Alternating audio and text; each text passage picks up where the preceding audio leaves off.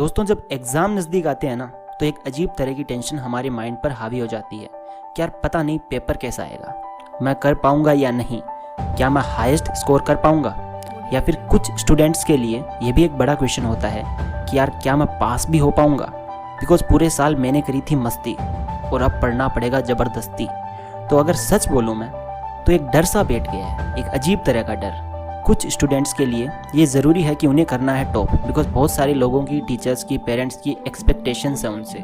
और कुछ स्टूडेंट्स को ज़्यादा कुछ नहीं चाहिए, बस उन्हें पास होना है। तो आज इस वीडियो को देखते रहिए, आप सभी भाइयों को मेरी तरफ से कुछ स्पेशल और लास्ट मोमेंट टिप्स मिलने वाली है जो आपको एग्ज़ाम्स में अच्छा स्कोर करने में 100% हेल्प करेगी और आपके एग्ज़ाम की इस टेंशन को दूर करने की गारंटी मैं लेता हूँ। और ये वीडियो आपके लिए सबसे ज़्यादा स्पेशल होने वाली है। तो दोस्तों, मेरा नाम है मिस्टर प्रोटोन और आज हम बात करेंगे last moment tips to score highest. So let's begin.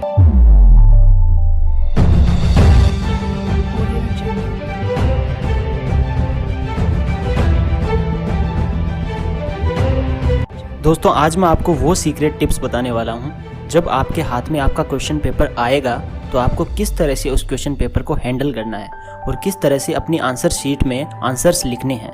और आपको ये पता चल जाएगा कि एक टॉपर किस तरह से आंसर्स लिखता है जिससे उसे 100 आउट ऑफ 100 मिल जाते हैं। मतलब कि एग्जामिनर को मौका ही नहीं देते कि उसका एक नंबर भी काट सके। दोस्तों, tip number 1, don't read your question paper.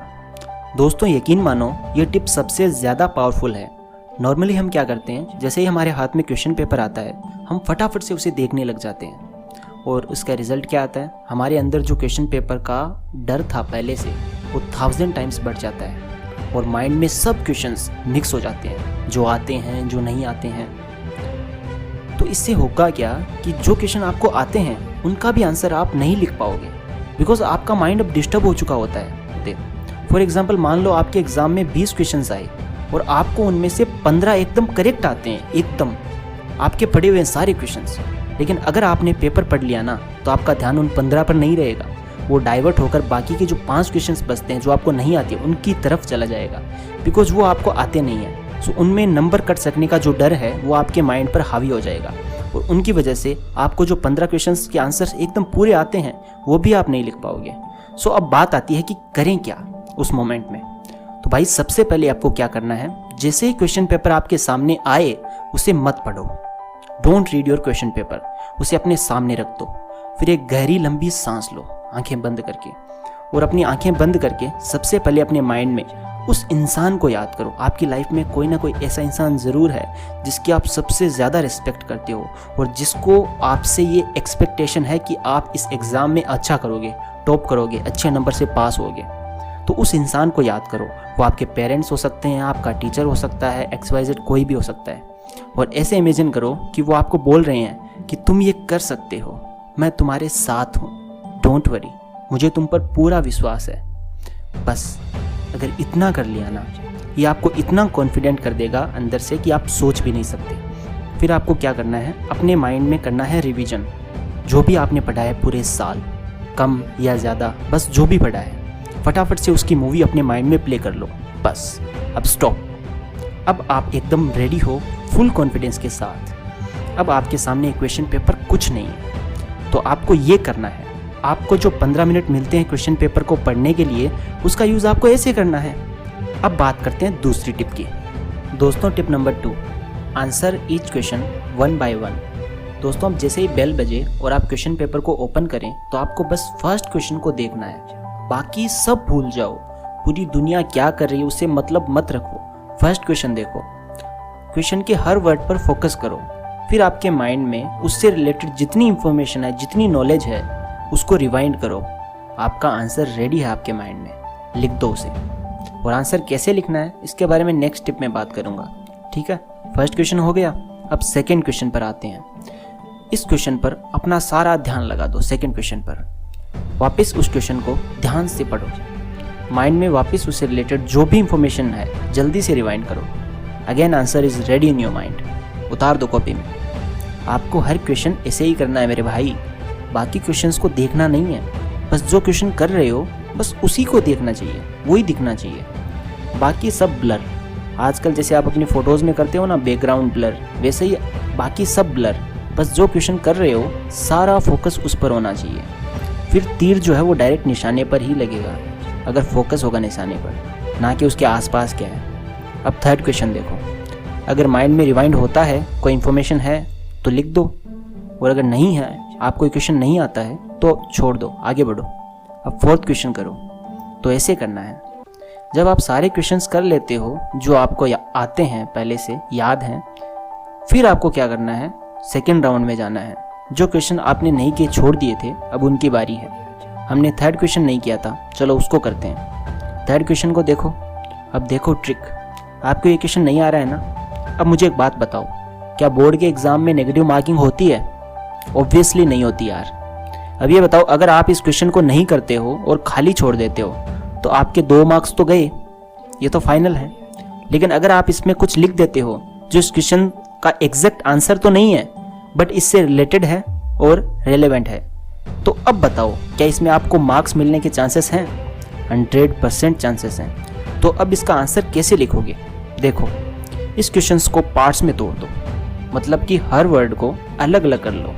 अब हर वर्ड पर अपना पूरा ध्यान लगाओ और सोचो कि आपके माइंड में इस वर्ड से रिलेटेड क्या क्या इन्फॉर्मेशन है, क्या आपको इसके बारे में कुछ भी पता है?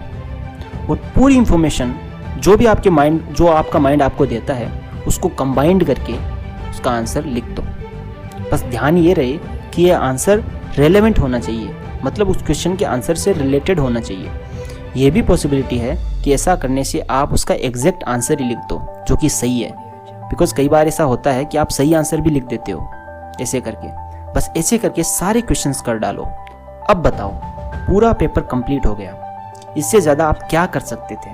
आपने अपना 100% दे दिया भाई, ये बहुत बड़ी बात होती है।